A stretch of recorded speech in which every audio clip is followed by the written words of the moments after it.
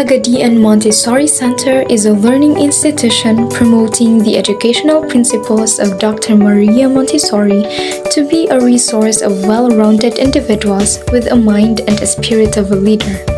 The PMCI has been led by Dr. Claribel C. Makilava for more than 2 decades now, and in that time, she has stretched its operations by extending from elementary to high school or the PMCI Annex located at Kapalaran, Balangasan, Pagadian City.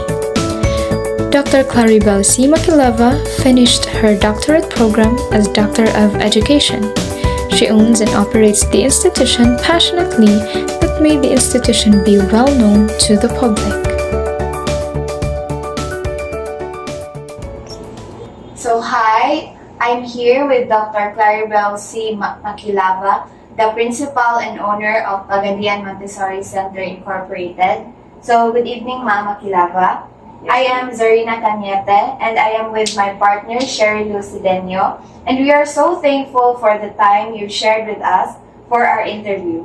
We chose your business and you as the owner since we can clearly observe that throughout the years, the Pagadian Montessori Center Incorporated has been strong in the business.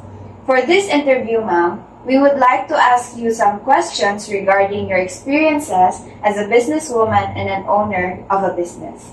Now, being a businesswoman, what type of business do you own? Well, actually, good evening, everyone. Since you are mentioning about Pagadian Montessori Center, it is obviously an institution. It is a learning institution. So, thank you, ma'am. Might we know how long have you been the owner of PMCI, ma'am? More than 2 decades now. Also, you've been a business owner for more than 20 years. Yeah. What has been the best part of being one? As an owner, you have, of course, the final say in decision making. You know, as an owner, you can shape the direction and policies of your business, of course, or the property according to your vision values. Okay, ma'am. So there's no doubt that you surely enjoy your business, ma'am. But may I ask, what is the hardest part of owning a business like this one, ma'am? Very difficult, actually. Being the owner comes with its shape and challenges and difficulties. No, it's very difficult to handle such kind of a business. Some of the hardest parts of being the owner, it includes responsibility and pressure, of course. Owners bear the ultimate responsibility for the success or failure as their venture. So this can lead to significant pressure and stress, of course, especially during challenging times. For example, financial risk. Of course, when you engage a business, you have to consider the financial stability. Owners often invest significant capital into their ventures, and there's always a risk of financial loss.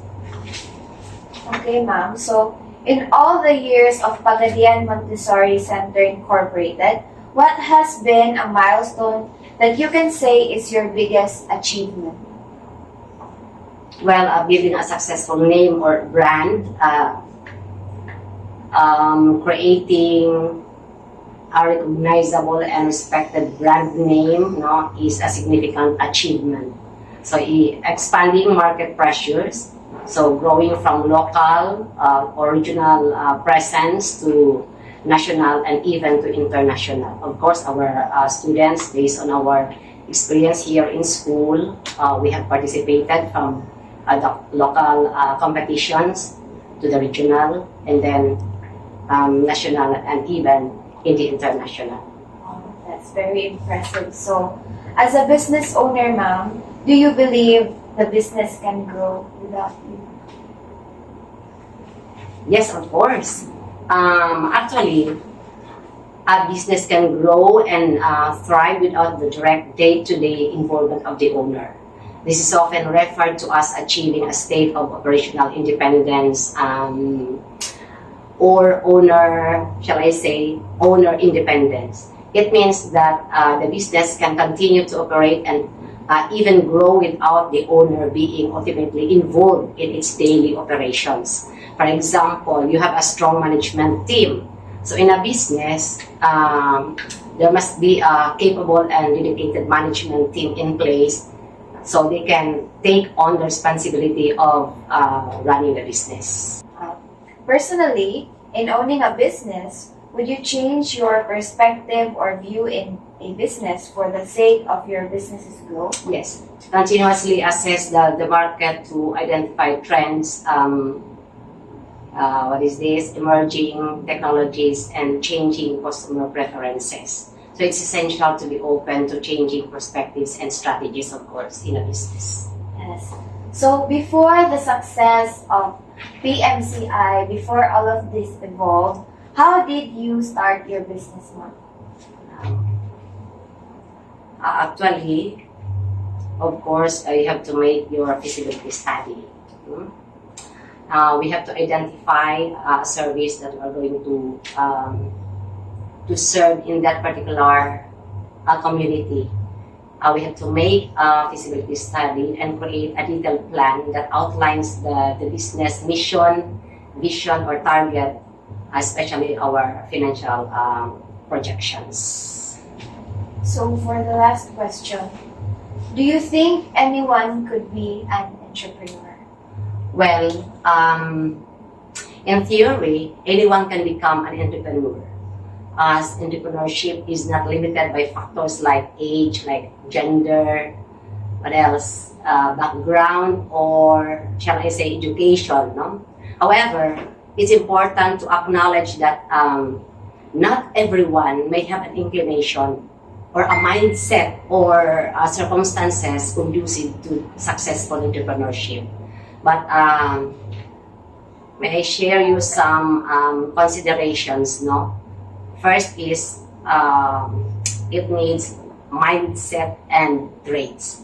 So successful entrepreneurs often possess traits like risk-taking, resilience, what else? Creativity. Another thing, adaptability, and of course, willingness to learn. We have to consider also our financial resources, of course. No, starting a business typically requires some level of financial investment. Of course, you cannot put up a business if you will not invest. Then start with the minimal capital, and it will be very effective. So yes, there we have it. Effective entrepreneurship comes with a great mindset and traits. Yeah. Such an inspiring and informational interview with our very own Dr. Claribel C. Makilava. Thank you once again, ma'am, for making time for this interview to be possible. God bless you and may your business continue to prosper. Okay, thank you.